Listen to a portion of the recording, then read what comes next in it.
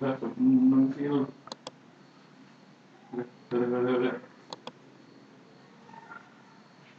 nomor gimana deh?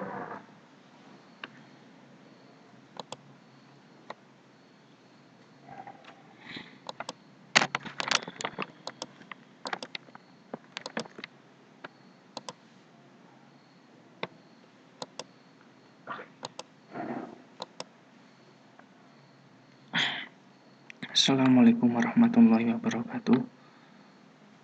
Perkenalkan, nama saya Zaki Mubarok, Prodi Teknik Sipil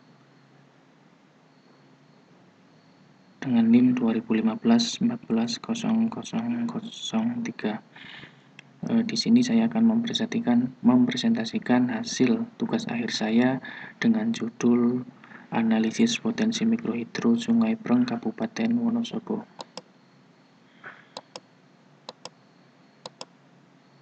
Untuk latar belakang diambilnya tugas akhir ini karena Kabupaten Wonosobo memiliki beberapa daerah aliran sungai yang berpotensi untuk pembangkit listrik tenaga mikrohidro. Salah satunya yaitu Sungai Breng yang berada di Kecamatan Watu Malang. Dengan aliran yang memadai pada Sungai Breng diharapkan dapat menghasilkan energi untuk tenaga listrik. Untuk rumusan masalah ada 3. Yang pertama, apa jenis Sungai Breng menurut kriteria PLTMH? Yang kedua, berapa potensi debit yang didapat dari Sungai Breng? Yang ketiga, berapa daya listrik yang dihasilkan dari Sungai Breng? Maksud dan tujuan dari analisis ini yaitu yang pertama, menghitung debit andalan air yang mengalir pada Sungai Breng. Yang kedua, mengetahui daya listrik yang dapat dihasilkan berdasarkan debit rencana dan penelitian di lapangan di Sungai Breng. Untuk langkah-langkah analisis yang saya lakukan yaitu di sini disilakan di diagram alir. Yang pertama, orientasi lapangan. Di sini saya mengumpulkan 2 data, yaitu data primer dan data sekunder. Untuk data primer melakukan beberapa perhitungan, yaitu menghitung luas tampungan hujan, menghitung intensitas hujan, debit sungai, dan daya listrik. Untuk pengumpulan data sekunder membutuhkan yang pertama peta wilayah yang diamati, yang kedua dengan metode rumus dan data curah hujan. Untuk metode yang saya lakukan yaitu menggunakan metode aritmatik atau aljabar. Di sini dijelaskan bahwa perhitungan debit dengan rumus rasional menggunakan 3 metode, yaitu metode aljabar, metode Thiessen, dan metode isohet. Di sini saya menggunakan metode aljabar. Yang kedua, rumus. Untuk rumus dalam perhitungan debit, di sini untuk rumus perhitungan debit curah hujan ada beberapa rumus. Yang pertama yaitu menghitung luas tampungan hujan. Yang kedua, mencari kemiringan rata-rata aliran. Dan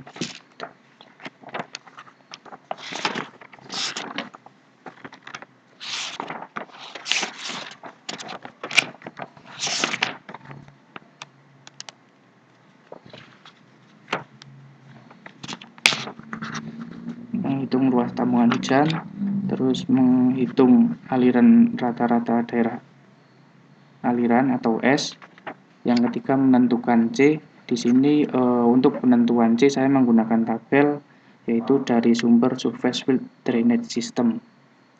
Dan selanjutnya yaitu menghitung waktu konsentrasi atau TC, terus menghitung I atau intensitas hujan, dan yang terakhir yaitu menghitung debit bulanan rata-rata.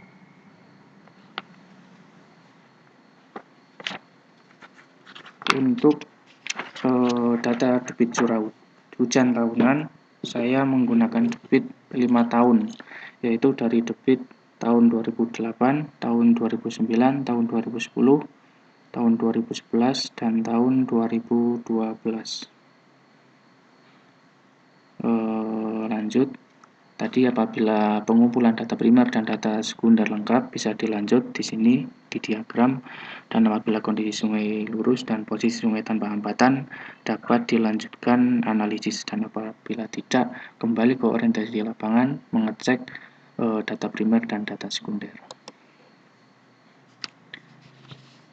Nah, sebelum masuk perhitungan saya akan membacakan menjelaskan sedikit keuntungan, bahwa keuntungan pembangkit listrik tenaga mikrohidro ada beberapa keuntungan.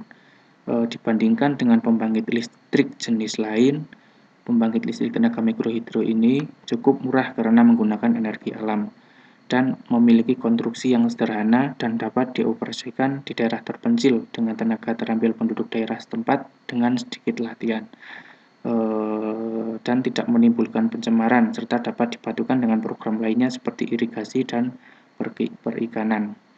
Terakhir, untuk keuntungan pembangkit listrik tenaga mikrohidro salah satunya itu dapat mendorong masyarakat agar dapat menjaga kelestarian hutan sehingga ketersediaan air terjamin.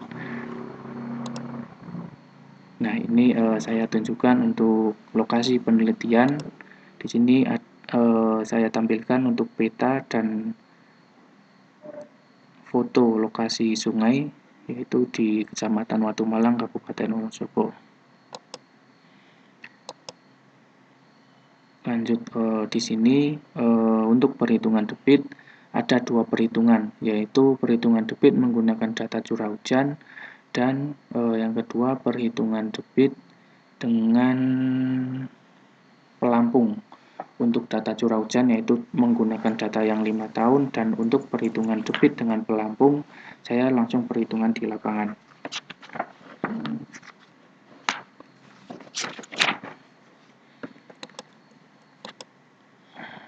Untuk data curah hujan rata-rata bulanan dalam 1 tahun.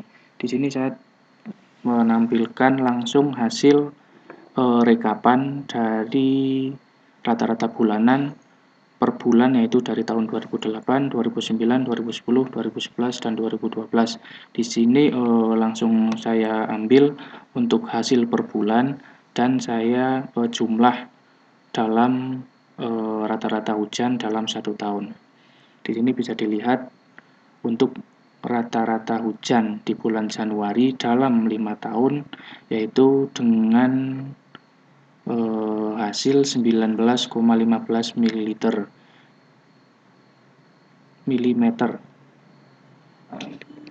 Di sini bisa dilihat dari bulan Januari sampai bulan Desember menghasilkan rata-rata hujan bervariasi. Lanjut. Untuk perhitungan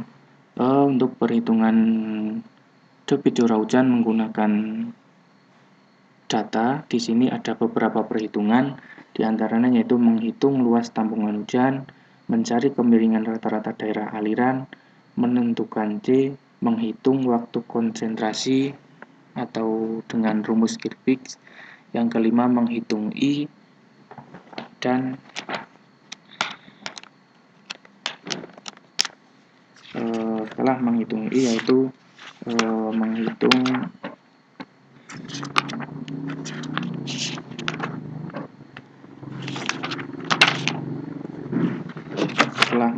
I atau intensitas hujan, yaitu menghitung debit bulanan rata-rata. Lanjut, saya akan jelaskan untuk langkah-langkah perhitungan. Yang pertama, perhitungan luas tampungan hujan. Untuk menghitung luas tampungan hujan, saya menggunakan aplikasi. Di sini langsung saya terangkan langsung hasilnya. Untuk perhitungan luas tampungan hujan, saya menggunakan data di Google Earth dan di Global Mapper. Dari data Google Earth, saya mengambil peta lokasi penelitian dan saya konversikan ke Global Mapper untuk mencari masing-masing luas tampungan hujan yang berada di sungai tersebut. Di sini dihasilkan untuk luas tampungan hujan yaitu dengan luas 21,064 km persegi. Yang kedua untuk mencari kemiringan rata-rata. Di sini dihasilkan untuk kemiringan rata-rata yaitu dengan hasil S sama dengan 0,55 dengan rumus sebagai berikut. Untuk mencari kemiringan rata-rata diperlukan beberapa data. Yang pertama yaitu panjang. Untuk panjang sungai tersebut kurang lebih 7,26 km dengan elevasi hulu 1050 meter di atas permukaan laut dan elevasi di hilir 690 meter di atas permukaan laut. Yang ketiga yaitu menentukan C. Di sini sudah ditentukan untuk jenis tanah dan penutup lahan di lokasi adalah tanah berpasir halus, sawah, dan ladang dengan hasil C 0,20. Lanjut untuk perhitungan selanjutnya yaitu menghitung waktu konsentrasi. Untuk waktu konsentrasi dengan rumus berikut. Di sini TC 0,0195 kali L per S pangkat 0,5 pangkat 0,77. Untuk L sendiri yaitu jarak terjauh di daerah aliran, dan S tadi kemiringan rata-rata daerah aliran. Selanjutnya menghitung I, intensitas hujan, dengan rumus sebagai berikut, di mana TC tadi yaitu yang di atas hasil dari waktu konsentrasi, dan R sendiri itu curah hujan diambil dari hujan rata-rata bulanan dalam 1 tahun. Untuk R sendiri diambil dari data yang tadi saya tampilkan di slide awal, yaitu dengan data yang diambil dari perhitungan data 5 tahun.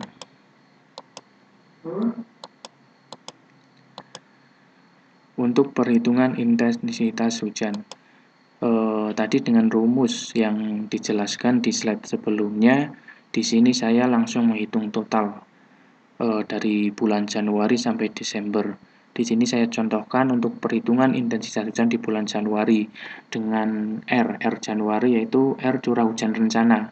Tadi dengan hasil curah hujan rencana di Januari dengan hasil 19,15 mm, dihasilkan intensitas hujan di bulan Januari yaitu dengan hasil 0,000453 meter per menit. Di sini langsung saya total untuk perhitungan dari Januari sampai Desember dengan hasil yang bisa dilihat di layar.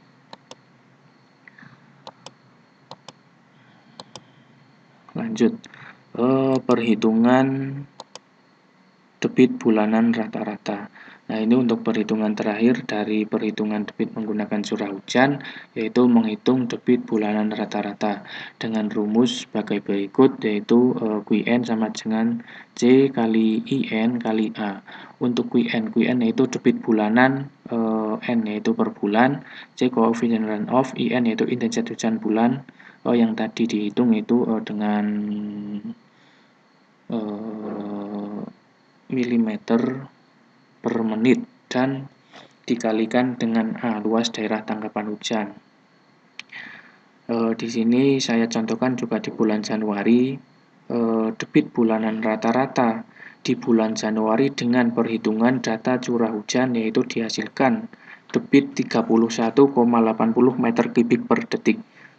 Di sini untuk perhitungan langsung saya total dari Januari, Februari, Maret, April sampai Desember dengan hasil sebagai berikut. Ini sudah hasil menjadi debit, bukan kalau tadi kan masih milimeter, masih milimeter per menit. Di sini saya sudah menjadi hasil debit yaitu dengan meter kubik per detik. Lanjut untuk perhitungan kedua yaitu perhitungan debit di lapangan. Di sini langsung untuk perhitungan debit saya menghitung di lapangan di dua bulan yaitu di bulan Juli dan Agustus. Untuk perhitungan debit di lapangan saya menggunakan debit dengan perhitungan debit menggunakan pengukuran dengan pelampung.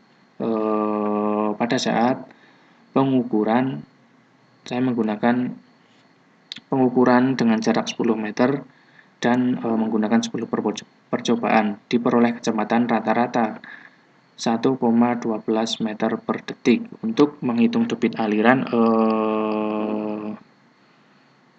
dengan rumus sebagai berikut, bisa dilihat ada beberapa langkah, yaitu yang dibutuhkan yaitu antara kedalaman pelampung, kedalaman sungai, dan koefisien pelampung.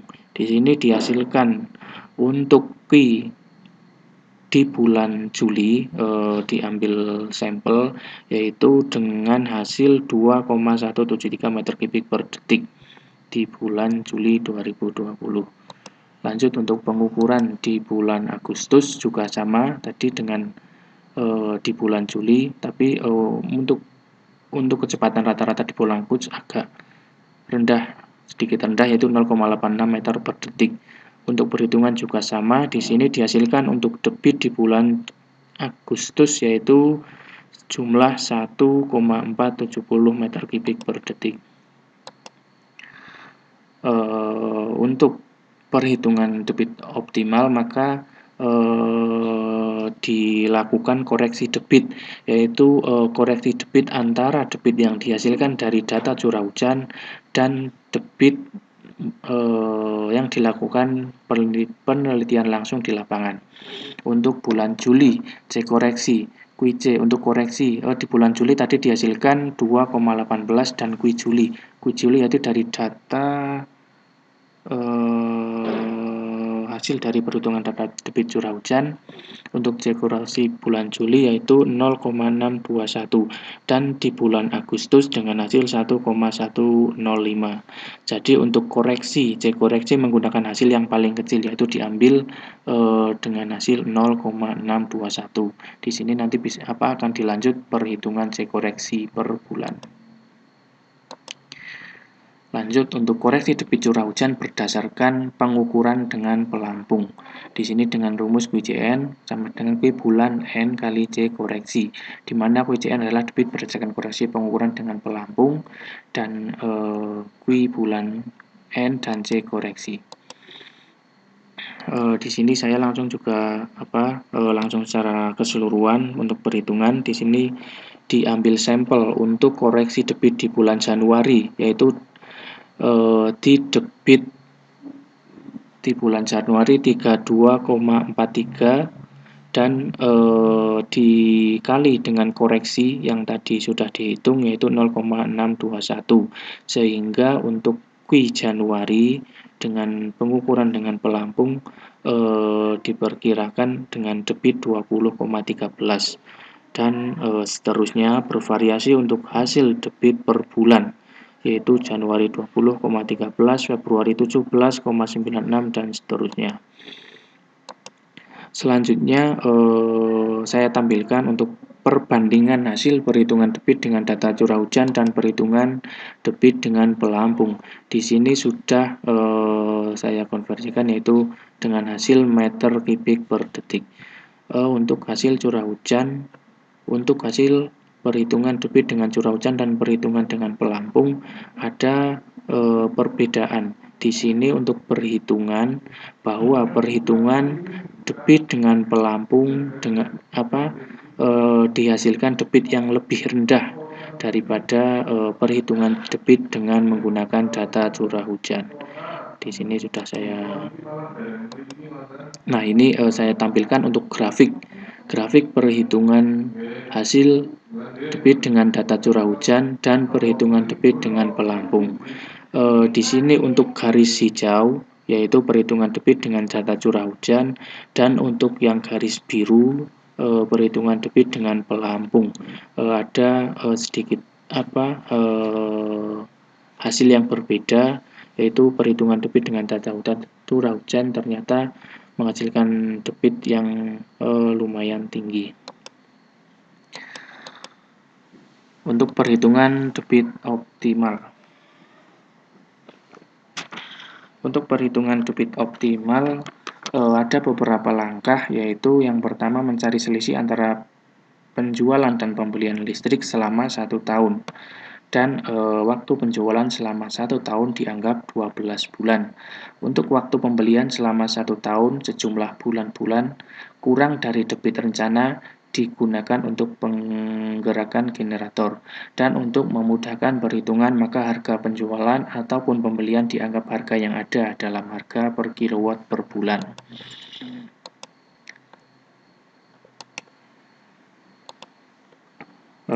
Untuk perhitungan debit optimal, saya menggunakan rumus sebagai berikut. Perhitungan debit optimal saya coba dengan harga jual kurang dari harga beli. Dengan harga jual jumlah 1.352 per kilowatt dan harga beli 1.500 per kilowatt. Nah, di sini langsung saya tampilkan untuk hasil perhitungan debit optimal.